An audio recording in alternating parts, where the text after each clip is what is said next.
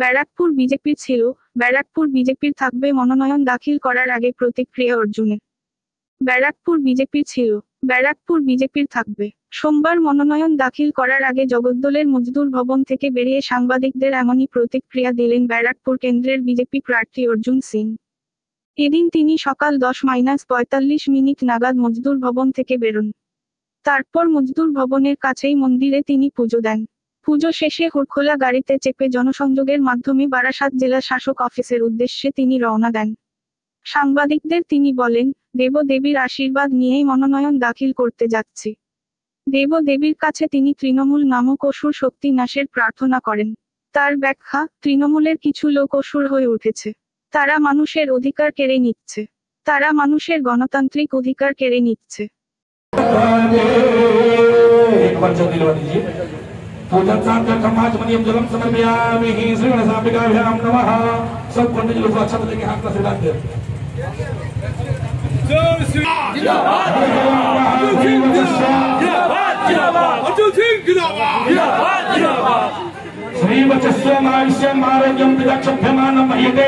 धान्यं धनं पसं बहुलाभं सकसंवत्सरं दीर्घमाय हो विप्रप्रसाद विप्रप्रसाद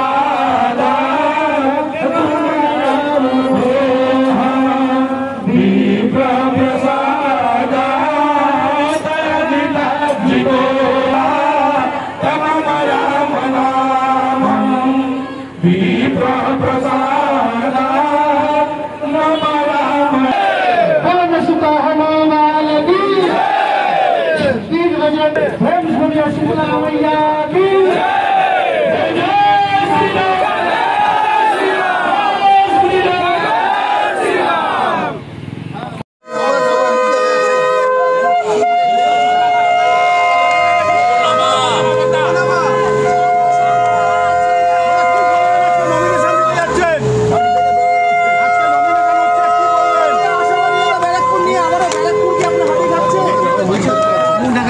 ব্যারাকপুর ভারতীয় জনতা পার্টি ছিল, ব্যারাকপুর ভারতীয় জনতা পার্টি থাকবে। আজকে সমস্ত ঠাকুর দেবী দেবতা সমস্ত ধর্ম জাতি সম্প্রদায় মানুষের আশীর্বাদ নিয়ে আবার নমিনেশন দিতে যাচ্ছি, যাতে মানুষের আশীর্বাদ থাকুক, অসুর শক্তি নাশ হোক। ব্যারাকপুর থেকে অসুরদের বিদায় করা দরকার আছে। এই অসুর শক্তিকে নাশ করার জন্যে ঠাকুরের কাছে আশীর্বাদ নিয়ে। বাংলায় অসুর মানে কি? বাংলা অসুর হলো সরকারি পার্টি। তৃণমূল কংগ্রেসের যে কিছু লোক আছে তারা অসুর হয়ে গেছে। তারা মানুষকে মানুষ বুঝে না, মানুষের অধিকার কেড়ে নিচ্ছে, মানুষের বাড়ি কেড়ে নিচ্ছে, মানুষের ঘর বাড়ি কেড়ে নিচ্ছে, মানুষের সমস্ত রকম গণতান্ত্রিক অধিকার কেড়ে নিচ্ছে। আজকে বর্তমান যুগে তাকেই অসুর আমরা বলি, তারাই অসুর। কত ভোটে জিতবে?